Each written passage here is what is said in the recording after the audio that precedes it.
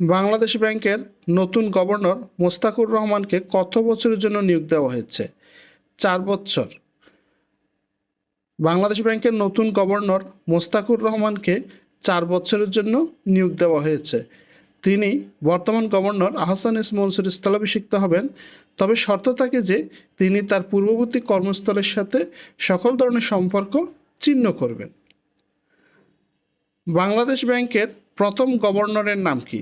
বাংলাদেশ ব্যাংকের প্রথম governor N M Hamidullah. তিনি 1971 থেকে 1974 সাল পর্যন্ত দায়িত্ব পালন করেছিলেন। 71 থেকে 74 পর্যন্ত উনি দায়িত্ব পালন করেছিলেন। মোস্তাকুর রহমান বাংলাদেশ ব্যাংকের কততম গভর্নর হিসেবে দায়িত্ব গ্রহণ করেছেন? 14তম। মোস্তাকুর রহমান বাংলাদেশ ব্যাংকের 14তম গভর্নর হিসেবে দায়িত্ব গ্রহণ করেন।